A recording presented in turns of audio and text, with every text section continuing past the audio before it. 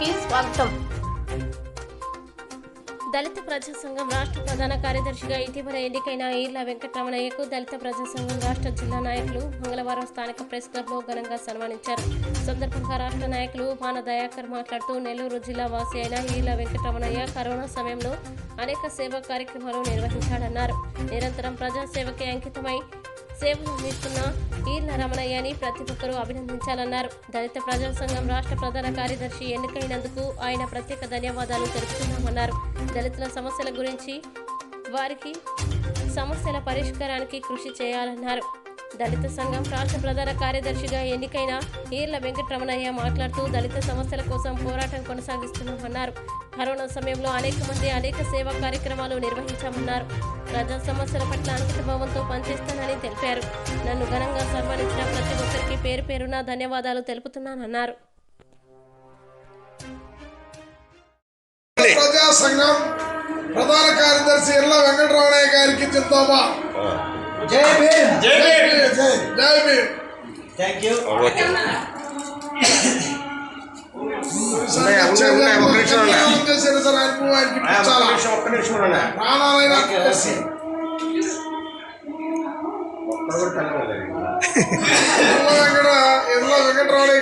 మీ అందరి కోసం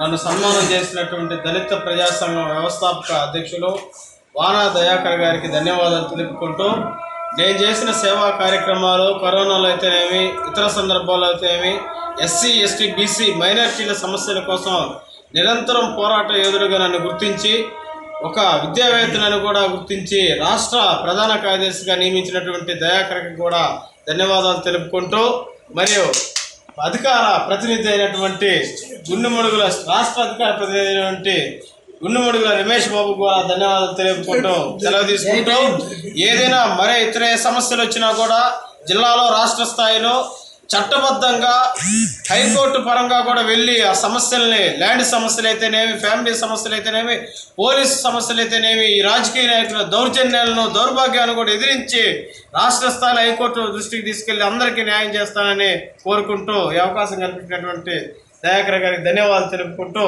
మీడియా మిత్రులందరికీ కూడా నేను హృదయపూర్వక నమస్కారాలు తెలియజేసుకుంటూ ముగిస్తూ ఉన్నాను.